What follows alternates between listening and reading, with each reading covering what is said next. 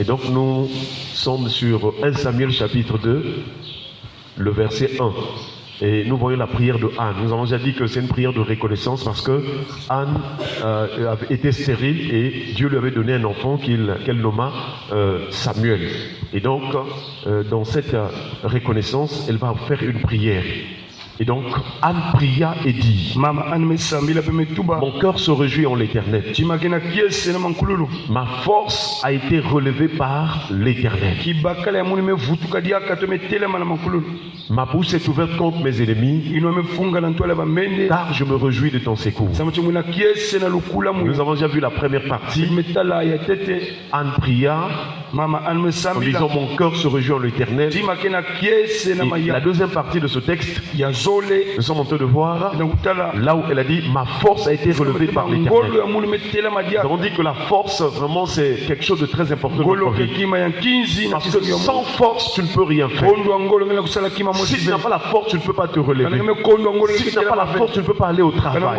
Si tu n'as pas la force, même pour parler, tu auras des difficultés. Si, nous avons dit que la force a beaucoup de niveaux. Il y a la force physique, il y a aussi la force dans l'esprit. Et donc la force est très importante. Et nous avons dit que la force aussi, c'est au niveau de notre morale. À cause des situations qui peuvent arriver, le moral peut vraiment tomber. Et certains disent quelquefois que le moral est bas. Mais ce matin, la bonne nouvelle, c'est que le Dieu qui a relevé la force de Anne, c'est le même Dieu, il ne change pas. Quiconque croit en lui ne périt point. Quiconque croit en lui sera relevé. Nous avions vu dimanche, je crois, le psaume 145. Je crois, le verset 14, il dit: l'Éternel soutient ceux qui tombent et il redresse ceux qui sont courbés. Est-ce qu'on parle le Seigneur? Nous sommes donc en train de voir le relèvement. Et hier soir, le prédicateur nous a donné un texte. En tout cas, ça m'a inspiré dans ce texte. Job chapitre 22, le verset 29. Il est écrit: vienne l'humiliation, tu prieras pour ton relèvement. Dieu secourt celui dont le regard est abattu. La dernière partie de ce texte, c'est ce que Isaïe avait dit: voici ceux sur qui l'Éternel portera ses regards, sur celui qui est dans l'abattement et sur celui qui craint sa parole. Si nous traversons le moment d'abattement, le Seigneur porte ses regards sur nous. Si nous craignons la parole, nous avons la crainte de Dieu, le Seigneur l'Éternel aura aussi les regards sur nous. Alors, dans ce texte, nous avons un mot qui nous frappe aux yeux, c'est l'humiliation. Job dit: vienne l'humiliation, tu prieras pour ton relèvement. Et donc, qu'est-ce que l'humiliation? L'humiliation, c'est l'action d'humilier. Ou c'est l'action de s'humilier. Mais ça veut dire tout simplement aussi l'abaissement.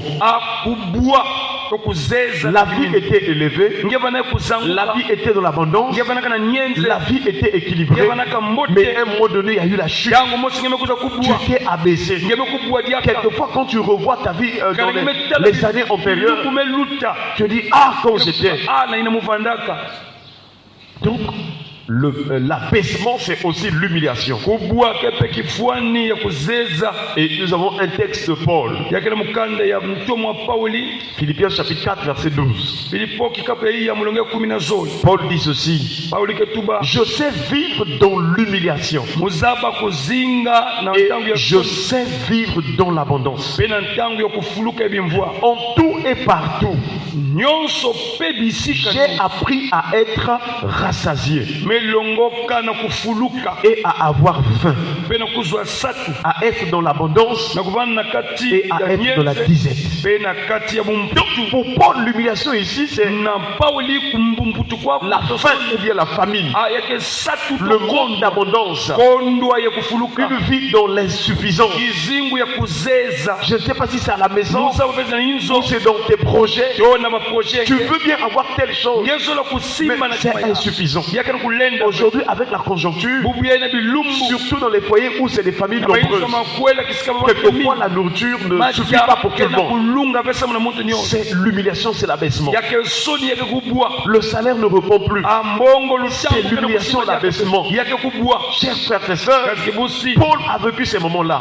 Mais ce qui était bien pour Paul, il savait que dans la vie, un temps on peut être élevé, un temps on peut être abaissé, un temps on peut avoir en abondance, un temps aussi on peut traverser la disette.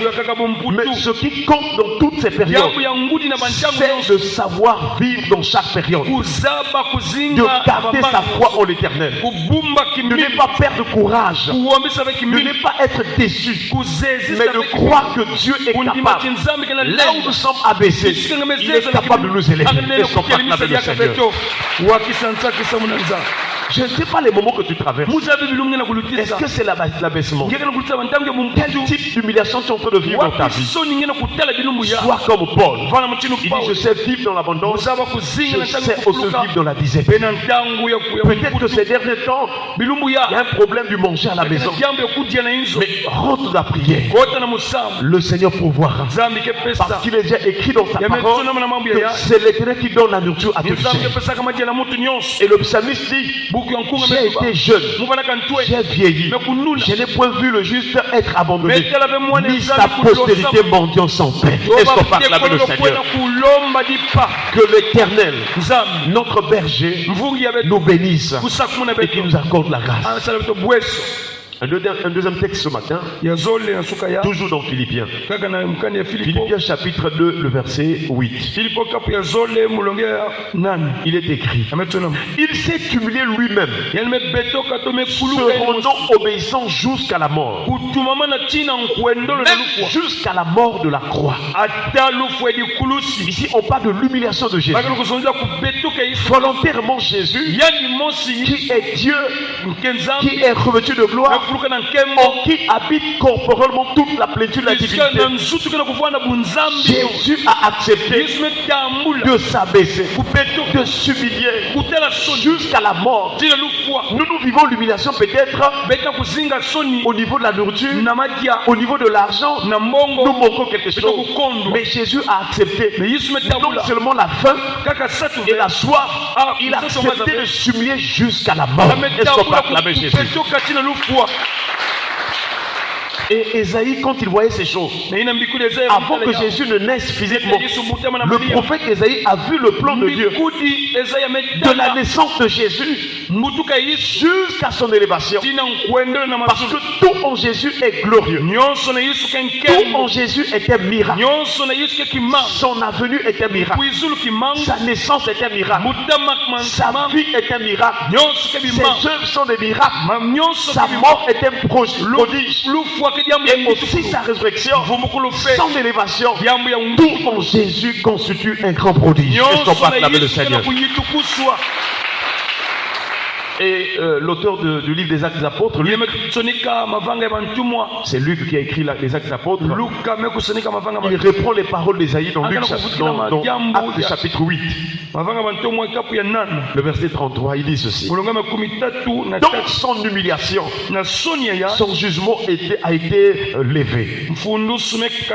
Et sa postérité, qui la dépeindra? Car sa vie a été retranchée de la terre. Donc lorsque Jésus est en train de mourir, c'était comme une tristesse, une désolation. Et beaucoup de ceux qui sont en Israël, quand ils voyaient Jésus crucifié à la croix, ils regrettaient.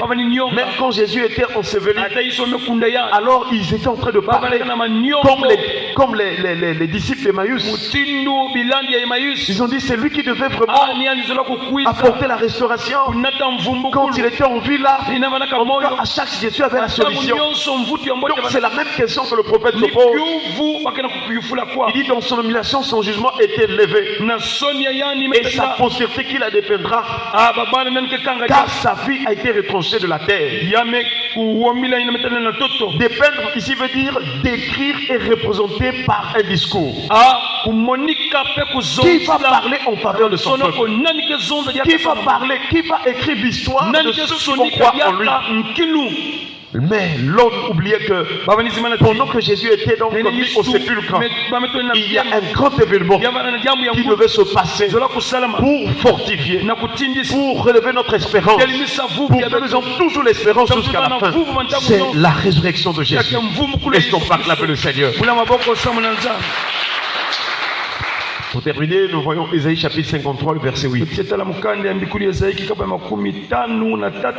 Donc si aujourd'hui notre histoire est écrite, notre vie en Jésus est un témoignage, c'est parce qu'il est ressuscité. Et donc à cause de la résurrection, notre foi n'est pas vaine. Ésaïe 53, le verset 8, il est écrit. Il a été enlevé par l'angoisse et le châtiment. Et parmi ceux de sa génération qui a cru qu'il était retranché de la terre des vivants et frappé pour les pécheurs de mon peuple. Jusqu'aujourd'hui, cette question demeure comme en puissance. Beaucoup de gens ne croient pas que Jésus était mort pour le monde. Beaucoup de gens ne croient pas que Jésus était mort pour nos péchés. Mais là, la parole, l'Éternel témoigne que pendant que Jésus était crucifié, pendant qu'il mourait, qui croyait, qui avait la foi qu'il était en train de mourir pour les vivants? Il est en train de mourir pour les habitants de la terre. Il est en train de mourir pour les pécheurs. Jusque-là, beaucoup de gens ne croient pas. Mais or, chers frères et sœurs, pour avoir le salut, pour être délivré, pour avoir la libération de ton âme, il faut nécessairement que tu crois que la mort de Jésus, c'est pour nos offenses, et sa résurrection, c'est pour notre justification. Est-ce qu'on peut acclamer le Seigneur? Baissons les têtes dans la prière. Nous allons remercier le Seigneur pour